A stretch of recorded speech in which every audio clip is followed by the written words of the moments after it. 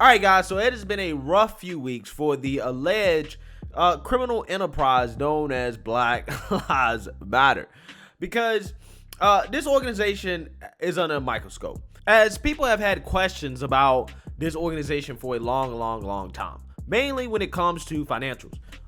They raise millions of dollars, probably hundreds of millions. Maybe the cause in and of itself, Black Lives Matter, raised billions of dollars during 2020 after the whole George Floyd incident, right? And this organization, Black Lives Matter Global Network, being, I guess, the biggest organization there is, right? The front man for pushing the communist woke ideology. They received a bulk of those donations, right? So we know that this organization, again, received a significant amount of cash, but we haven't seen a return on investment because, quite simply, nobody knows where the money went. Nobody knows where the money went. We've seen that the chapters of BLM, the individual chapters, they have not received any money. Okay, they've been arguing with the national chapter about how they're not getting any of the funds. The communities, the towns, the cities that BLM has helped destroy by pushing their narrative that white cops out here indiscriminately killing black folks and that this country is systemically racist. They haven't seen any of the money from BLM. And the families of the mostly dead black men that BLM has raised a fortune off of, they also haven't seen any of the money as well. So again, people got a whole lot of questions. And the questions started to really ratchet up after reports came out that the founder of BLM, Miss Patrisse Cullors, had went on a spending spree buying lavish homes in affluent white neighborhoods. Okay, now I want you guys to understand the irony here. There's this woman that leads an organization that literally tells people that, hey, white people are evil, right? And the causes of everybody's problems, mainly black people's problems, are white people, okay? And that this country is systemically racist, and that she's a communist as well, okay? And that she's a trained Marxist, okay? So this trained Marxist anti-white person is buying lavish homes in affluent white neighborhoods, essentially living with the people that she's telling the rest of society that they need to hate, right? That is the cause of all their problems, okay? Living in these lavish homes that, you know, are basically excesses of capitalism, according to her ideology. So yeah, after being called out on being fraudulent, she decided to retire. But apparently, the grift lives on, at least through her wife, who allegedly had money funneled through the BLM national organization in the U.S. to a charity owned by her in Canada to buy a $6 million mansion that was formerly run by another communist organization. Okay, I mean, look, man, if it's not clear that these people are fraudulent, I don't know what to tell you at this point. Okay, I'm just saying, even a blind man can see the buffoonery going on here. And hopefully the legal system is seeing the buffoonery that's going on here and the fraudulence, as Black Lives Matter has been forced to halt online fundraising after California and Washington threaten legal action. So BLM may finally be under investigation for their financials, okay? Because apparently they're failing to report their financial disclosures like they should. So now the states have to come after them. So there's a whole lot going on here. So let's read more about what's going on here with BLM and how they might be under investigation. Black Lives Matter shut down online fundraising Wednesday night after Attorney General in California and Washington State demanded the group submit delinquent financial disclosures for 2020, according to a report. Now, that's the big year, right? That's the year where they raised all that money. Again, I wonder why they're so late in submitting these documents, right? What do they have to hide? Well, let's see. The Washington Examiner reported that Black Lives Matter halted online fundraising Wednesday. Quote, "We take these matters seriously and have taken immediate action," a Black Lives Matter Global Network Foundation spokesperson said in a statement obtained by the outlet. "We have immediately engaged Compliance Council to address any issues related to state fundraising compliance. In the interim, we have shut down online fundraising as we work quickly to ensure we are meeting all compliance requirements."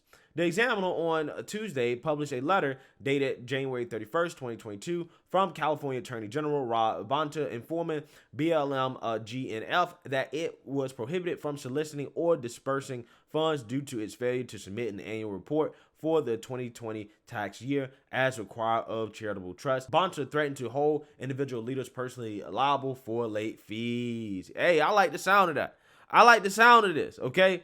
Because this organization should be investigated. People do need to know the finances of this organization that has collected money off the back of dead black men with the promise to use those funds to help the black community. However, the only black person that has been helped by this organization are the black folks that are running it, right? Or really the black women that are running it, okay? Because ain't no black men running this organization. Not no straight ones. BLM is not for the black men. They don't like the black men. And we're going to talk a little bit more about that in a minute. So let's read more here. According to the outlet, Washington had already ordered BLM immediately cease all funding activities there on January 5th.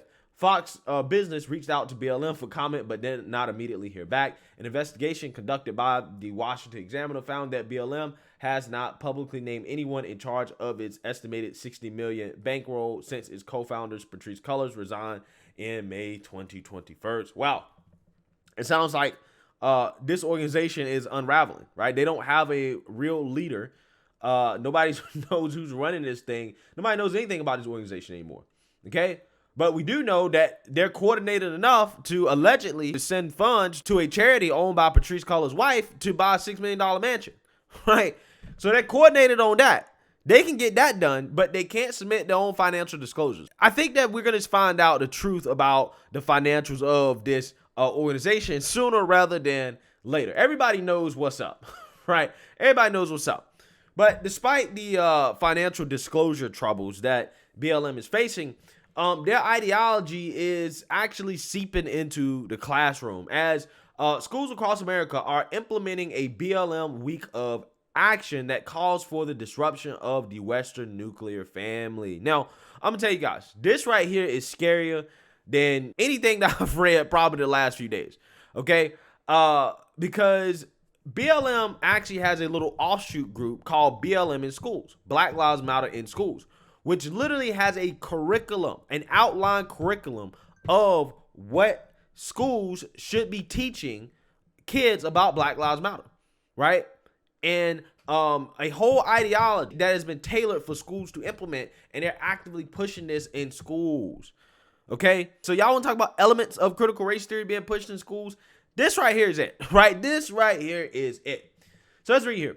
Schools across America are implementing the Black Lives Matter at School Week of Action curriculum that calls for the disruption of Western nuclear family dynamics. The Week of Action started on Monday in several schools from Washington State to Massachusetts, bringing to classrooms the activist-based curriculum that preaches controversial ideas. According to the Week of Action starter kit published on the Black Lives Matter at School website, the group has a list of 4 national demands that include funding counselors, not cops, and mandating Black history and ethnic studies in classrooms. Additionally, the Week of Action curriculum centers itself on the 13 Black Lives Matter guiding principles, which include concepts such as Black villages and globalism, right? So let's actually take a look at these guiding principles here, okay? Because you can see here, the guiding principles are also queer affirming, trans affirming, things like that, right? And then they also have here this concept of Black villages, which if you guys remember, this was scrubbed from the Black Lives Matter National Organization website a little bit more than a year ago. And the reason why is because there was so much backlash against them calling to disrupt the nuclear family that they got rid of it. However, what they did is that they didn't actually really get rid of it, right? They didn't change the ideology. They simply just said, hey, you know what? We'll just push this in school instead, right? We'll put this on the BLM at School website. We'll tell schools and teachers that this is what they should be teaching kids, right? The disruption of the nuclear family. It's literally right here. Let's read. We are committed to disrupting the Western prescribed nuclear family structure requirement by supporting each other as extended families and villages that collectively care for one another, especially our children, to the degree that mothers, parents, and children are comfortable. All right, so that literally is the exact same thing that they had on the website. Again, they just deleted it from the regular website and then put it on the website for schools, right? Because they want to push this concept on kids, right? They want to indoctrinate kids at an early age. That this is exactly what this is. And if you notice here, they don't include anything about fathers, right, or men, okay? They don't include anything about that.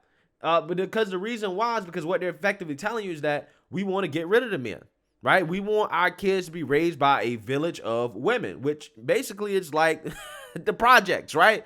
That's what they want. They want universal projects for the black community, right? That's what they want. That's what it sounds like to me. So, look, BLM, the national organization, may be unraveling, but their little offshoot dedicated to pushing propaganda in schools is alive and well, right? It is strong, okay? And this is probably what they're focusing on more than anything else. Black villages is the disruption of Western nuclear family dynamics and a return to the collective village that takes care of each other, the starter kit reads. Globalism is our ability to see how we are impacted or privileged within the black global family that exists across the world in different regions. Most rational thinkers agree that public schools should not be home to political activism from any side of the political aisle, but public schools across America, from Boston to Seattle, have opened their doors for activist teachings from the divisive Black Lives Matter political organization. Parents Defending Education Vice President of Investigations, Sarah Namani, said in a statement, quote, under the cover of a week of action called Black Lives Matter at School, children as young as 5 years old are being trained how to be political activists. Namani continued, we are witnessing a state-sponsored political indoctrination, including coloring books, downloadable slideshows, and contests to teach a next generation social justice activism in the program's own words. Yeah, exactly. And that's what a lot of these liberal organizations want. They want to create a generation of activist students. They're going after kids, man. It is very clear what the left is trying to do. Quote, we need radicalization out of our schools, especially as children struggle with learning loss from the pandemic and reading, writing, and arithmetic back in schools. Namani added, I agree with that. That's exactly what we need. But they want to waste time talking about race, right, instead.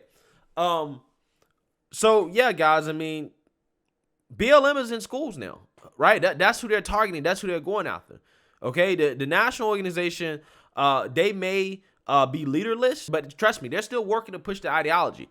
They're just now targeting the most vulnerable, right? Keep the attention on the national organizations and the problems that are going on there, and that takes attention away from the real movement, right? The real movement is in schools, okay?